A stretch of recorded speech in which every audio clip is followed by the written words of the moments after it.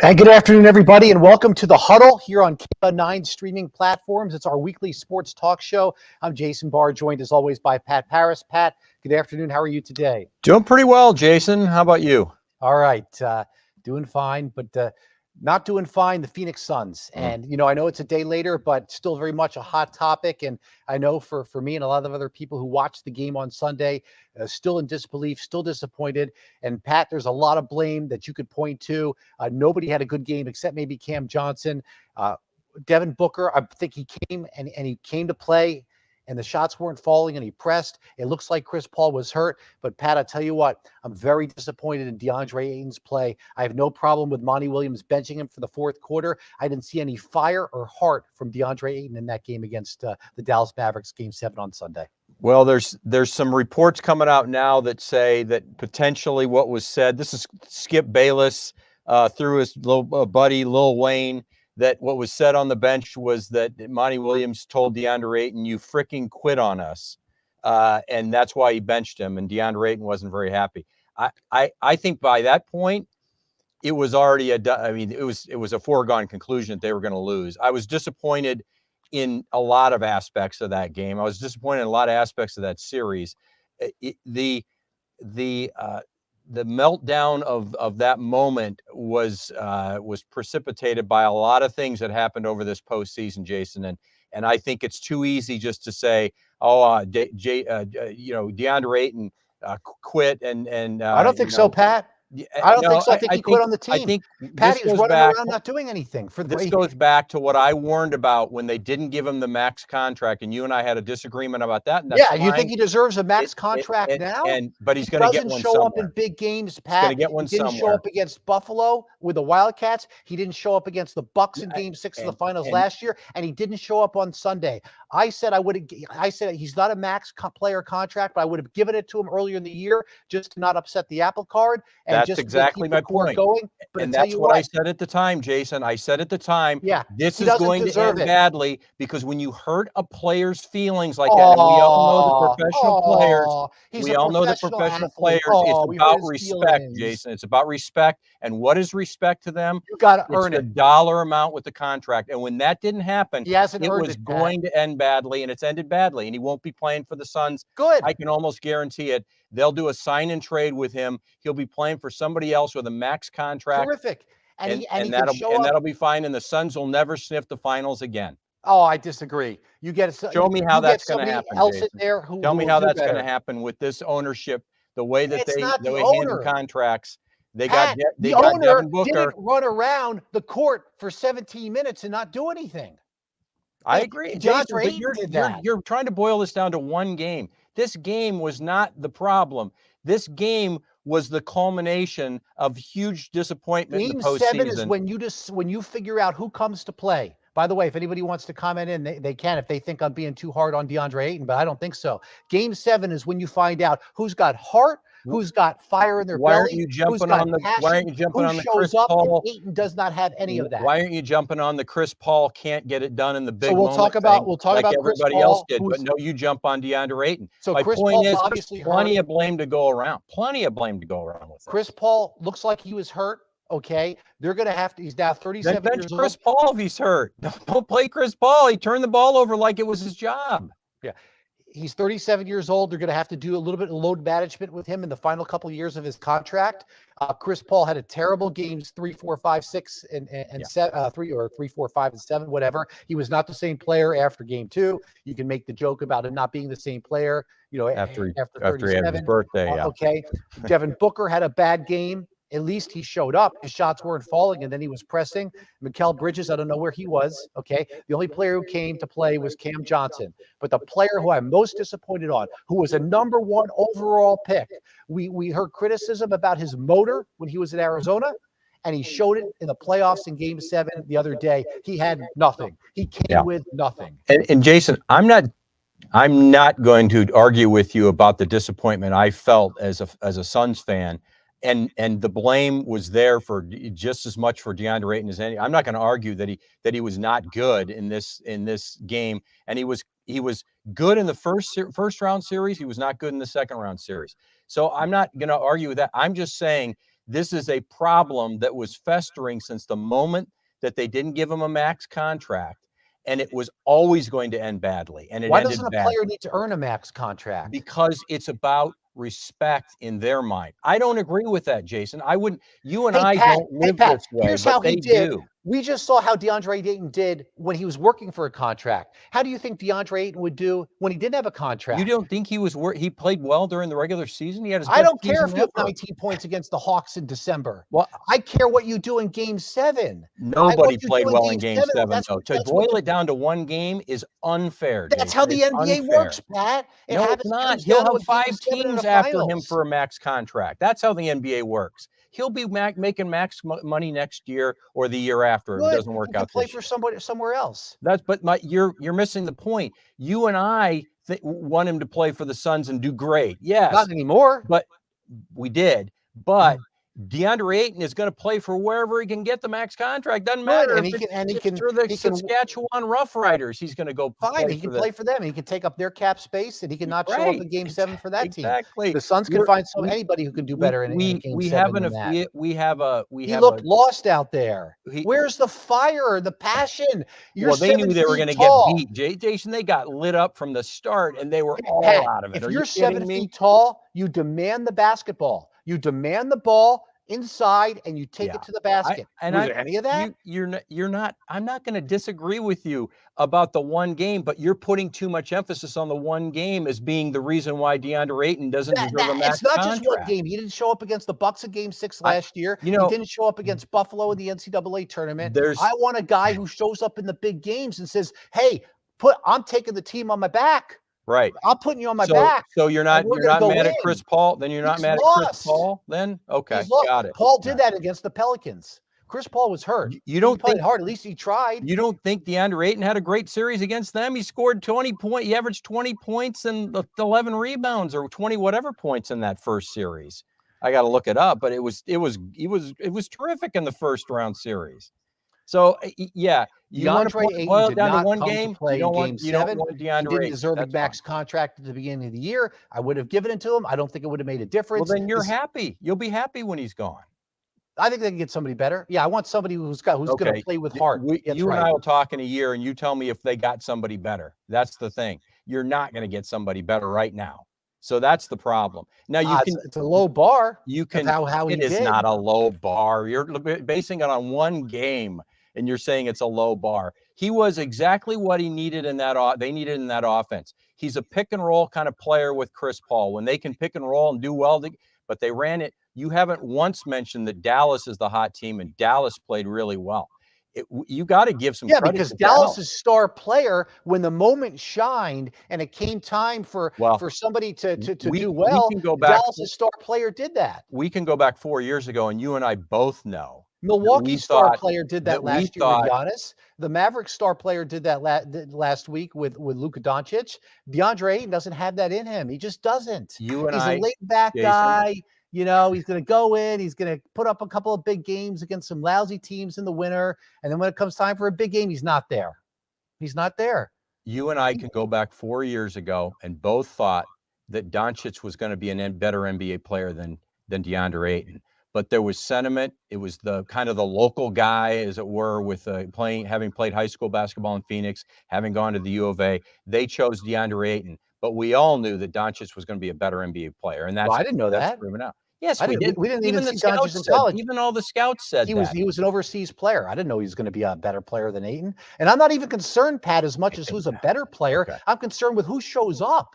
He just didn't. He wasn't even there. Well, I don't know why you're getting mad at me. I'm not disagreeing. I'm not mad at you. The only thing I'm disagreeing with you about is you can't just say that it was the one game. If you don't think he's good enough for a max contract, then don't pay him a max contract. Absolutely not. But guess what? There are 5 other NBA teams, I guarantee you, that are ready to pay him a max contract to get him. They only get him for 4 years versus the Suns would have gotten him for 5.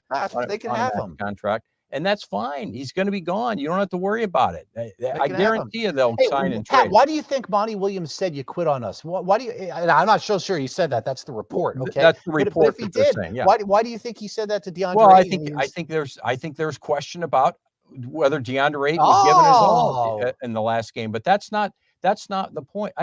Again, Jason, I'm not disagreeing with you in that DeAndre Ayton isn't a good fit in Phoenix. He's not going to get the max contract. He's gone. All that kind of stuff. I'm just saying you're putting everything on one game when you've got to put it on an Pat, that's how entire it works. four-year You career and covered say he's not baseball worth and the it. St. Louis Cardinals for many years. Okay, when a guy hits a home run when it's 7-1 in July in the 9th inning to make it 8-1, okay, is that home run as important as when he comes up in Game 2 of the World Series, his team down 1-0, and they're in the 7th but inning with 2 outs and 2 men on? it's Game 7 of the World Series, and you're down 9-0, and the guy has a lousy at bat and walks back to the bench. What do you care? Because he was so bad in the beginning of the game. They benched him after he was so bad in the first quarter, in the second quarter, in the third quarter. No, they didn't bench him until the third quarter, Jason. They have a regular rotation they were going through. Nobody was playing well. They were trying to find anybody to come in.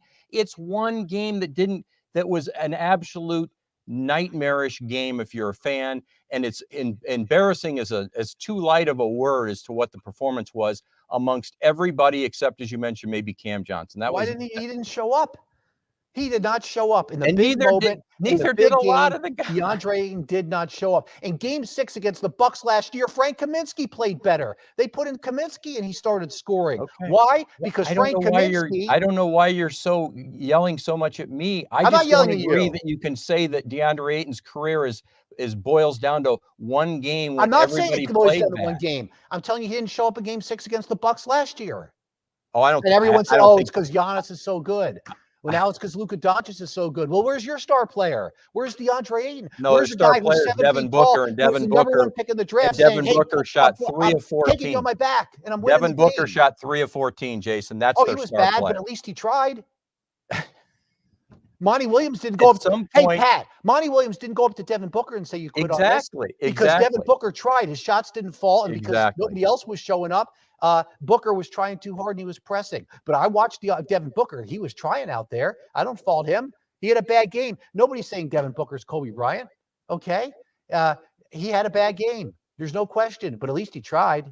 What I don't understand is when did anybody call Jason? When anybody call DeAndre Ayton the star player of the team? He is one of the stars, but he's not their star player. That's Devin Booker. He's the number 1 overall pick in the draft. So if you're saying you're trying to compare DeAndre Ayton to Antetokounmpo, you're trying to compare him, to these superstar athletes that they're MVP. This guy was the number 1 pick in the draft. But they're MVPs and proven themselves. And DeAndre Ayton, as I've said all along, DeAndre Ayton didn't even start playing basketball till he was a teenager. What is that? Okay, then play another 5 years before you get a max contract. Flail your arms and get all upset, You're but don't listen to me. You're making excuses for this guy. He was awful. He was DeAndre Ayton. If you'll listen to me, Jason, DeAndre Ayton has gotten better incrementally every year because he's so. And so as he gets better every single year, you don't know what his you don't know what his ceiling is going to be. He hasn't reached it. If you don't think he's a competitor, then don't pay him the max contract. I don't think DeAndre Ayton's played his basketball yet by far, but that doesn't mean that I'm going to want him on my team. If you don't want him on your team, you don't want him on the team. Then don't worry about it. He'll be gone. Because Monty Williams is saying will get better and better. DeAndre Ayton will learn. And what's really, you haven't mentioned about this, Jason, is it was a really good situation with Monty Williams, DeAndre Ayton, Devin Booker, Chris Paul. It's been a really good situation until it wasn't. And it wasn't when to me, this season started to turn the wrong way when they were close. They almost broke the record for the most wins in a season. There were 10 games left, remember, and they had like one more win to get, and they're going to break their. And they started sitting guys for games and games and games. And I think that is a turning point in the season to me when they tried to then start it up again, and it just didn't fire the way it was firing for the first 82 games or the first 70 games great in the playoff game against the Pelicans when they needed to. No, they didn't. They were really sluggish in those first couple of games. Game 6, they played great, and then they won the first 2 games at home. This has nothing to do with the regular season. You're making excuses for an Arizona Wildcat because you're an Arizona fan. I understand that's your guy. He was awful. No, he was awful. You're telling me the reason the Suns lost to the Mavericks in the 7 games. I put the most amount of blame on him. He did not show up. All right. I think you're completely wrong. I think That's that he fine. was That's what not sports good. is a I think, debate. Jason, can you let me finish one time, please? I don't think that he played very well at all in the last couple of games. I think that he played very well in those first couple of games, and the stats bear that out. To say that he's the reason they lost, the major reason they lost the series, is really not looking at the whole picture.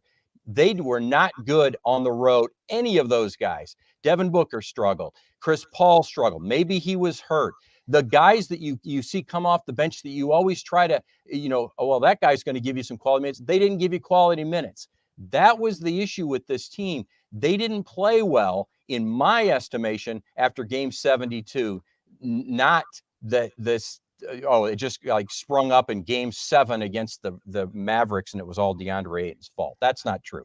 I don't want to give Deandre Ayton a max contract if I'm the owner of the Suns either right now. But when you had the opportunity at the beginning of the season, you had to know it was going to go this way, and it did. I don't think so. I don't think you had to know that. I think DeAndre Ayton could have been a player who could have fought for his max contract. When Pat, guess have what? you ever seen that happen, Jason? It doesn't happen that way. When you have an It happens in opportunity, free that's agency why all the every one time. of the guys, 2, 3, 4, and 5 behind him in that draft class, all got max contracts from their current teams. And he was the only one that didn't. And you knew it wasn't going to end well. You hoped it would go well. You hoped that he would play and they would see it and they would give him it didn't go that way. And I don't think he would I'm have not done any surprised. better in a max contract. I just don't think he has it in him. Max contract or no contract in him for this game, I don't think it would have made a difference with how he played. And if you're telling me, Pat, let me finish here. If you're telling me that he would have played much better if he had already had his contract behind him and that's what matters to him, then get him off the team. That's not the type of player I want on my team. I want a player who wants a ring. Jason, I want a player who wants a NBA championship ring. I do too. You're being very naive. And whatever. Being He's not very that type of naive guy. about the way pro sports works now. That's not the way it works. The guys that, dig deep and I'm going to show them in my last year of the contract, they want a contract before they go into their last year of the contract. And when 4 guys behind you in the draft all got it and you didn't, and your agent and everybody around you is telling then you just you're getting quit? screwed. What type of player is that who just quits because he doesn't get his way? Jason, I'm not saying it's right. I don't think it's right. I think it's wrong. I want the guy you're talking about. I'm just telling you the reality is that's not the way it works in the NBA. If you don't like the way it works, then don't watch the sport because that's the way it works in this NBA. I don't even watching the sport. It has to do with a guy who didn't show up in game 7. That's not why they Well, it's lost a healthy the spirited series. That's debate. not why once again, we're not going to have a championship for the Phoenix Suns. All right, That's as a not healthy the spirited reason. debate. Hey, let's end on something good. I'll tell you what, I was All just at the University of Arizona softball practice, and they made the tournament for the 35th straight year. And talk about a team that hasn't had a smooth season. They haven't really done that great at times. They've had some players hurt. It's a coaching change. It's not always 100% smooth, but you could tell how excited those players were when they were on the bubble and they made the tournament. And they're kind of have a new lease on life here with this regional. And look, we know their pitching isn't great this year. I'm not gonna, these are college athletes. I'm not gonna get, they're doing the best they can. This is not a professional athlete making $10 million a year. We're trying to get a max contract. Right. They're doing the best they can. The pitching Right. is not typical Arizona pitching.